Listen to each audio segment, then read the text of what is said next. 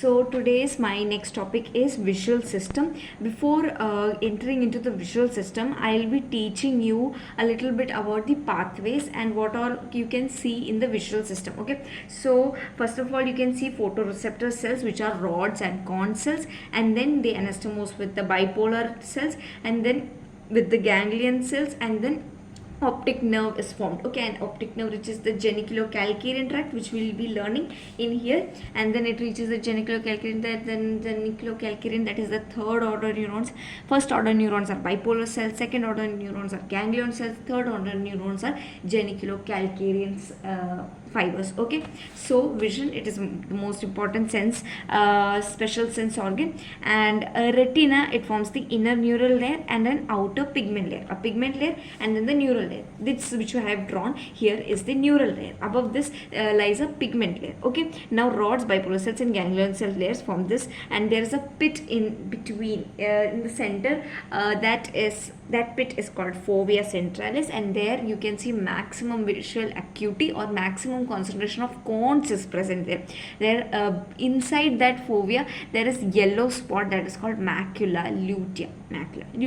Okay, hence now we can see. Okay, so this is the visual field, this is what we can see. So imagine I am seeing this is what I am seeing. So what I am seeing on the nasal side is going to the lateral aspect of my eye. Okay, because the light waves are diverging, so hence the light waves which are coming from the nasal side of the object, are kept here, and these are the visual field. So whatever is coming from the nasal part is going to the temporal part of the eyes. The light rays are passing to the temporal part, and the ones which are coming from the temporal part are going to the nasal part of the eye. So this you can see here is the eye. So the visual field, from the visual field, whatever we are seeing from the nasal part is going here, and from the anterior part is going here. Okay, so these are, this which I am talking is about the is the peripheral parts. Okay, now the upper part goes to the lower quadrant of the retina, and the lower part falls on the upper quadrant of the retina.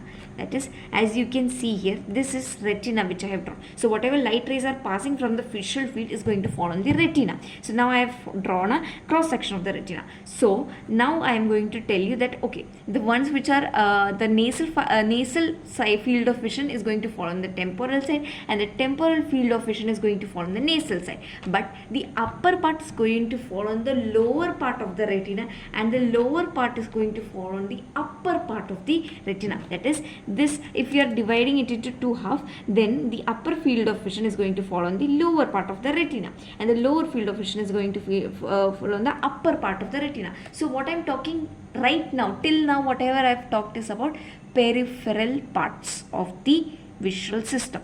Now the macular part falls on the center, on the macula lutea, which is the fovea. There falls the macular parts of the visual system. Okay, and from here, from the retina, now optic tract forms and optic chiasma occurs. What happens? Optic chiasma does not occur for all the fibers, only for nasal fibers it occurs. I'll be dealing with that in the next video.